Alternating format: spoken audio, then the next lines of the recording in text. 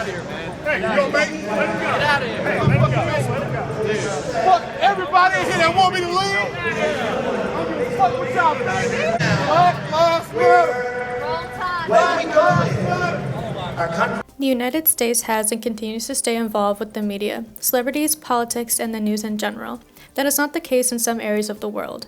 Everyone has a right to freedom of opinion and expression, but this right is not being upheld in the media in Somalia and Eritrea. This is Somalia. Somalia is a country located in the Horn of Africa. It has a population of 10.5 million. Somalia has been faced with this long, deadly conflict of censorship for a while. Many journalists have been seriously wounded or even killed fighting for the right of opinion, expression, and speech. Being a journalist in Somalia is the most dangerous job you can have in this area of Africa. It compares to the most censored country, Eritrea. Eritrea is located in northeast Africa. Eritrea is the worst jailers in Africa for journalists. There are at least 23 journalists behind bars that have not been tried in court or even charged with a crime.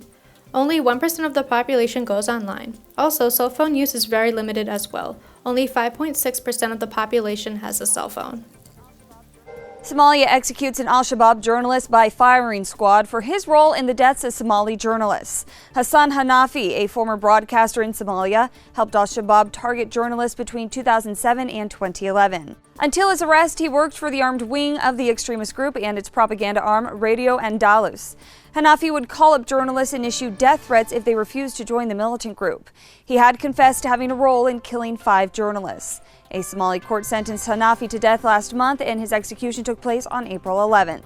Somalia is considered a very dangerous place for journalists. The Committee to Protect Journalists reports that at least 18 Somali media workers were killed in the country in 2015 alone. Al-Shabaab is a terrorist organization that conducts attacks in Somalia and Kenya. Most recently, it was responsible for an April 9th car bombing in Mogadishu that killed at least 5 people. Journalism exposes injustices, clarifies murky situations, and gives a voice to the voiceless. Over 1,000 journalists have been killed worldwide since 1992. Human Rights Watch interviewed 50 journalists, editors, and media directors working across south-central Somalia and Puntland.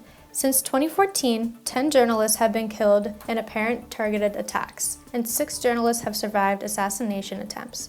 Many others have been injured while reporting. Dozens have been detained, prosecuted, and have received threatening phone calls and text messages warning them to change their reporting or to face consequences. The government plays it off that journalists are bad people who just are there to create up lies and stories that will sell more and get read more.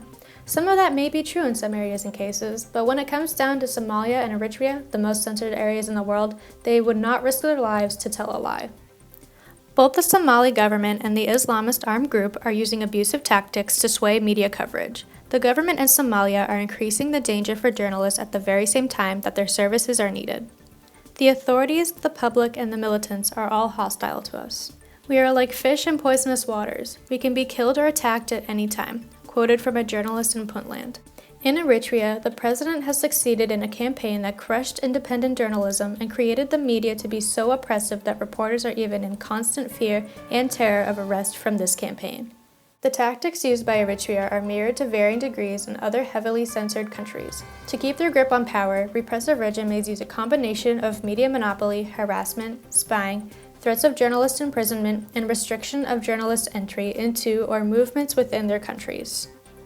The Human Rights Watch said in a report that the government should act decisively and change their ways in violence against journalists. They need a free and vibrant media. It's important in light of electoral process planned for 2016. Documented killings, threats, and arbitrary detention of journalists has been going on for too long, which needs to be stopped.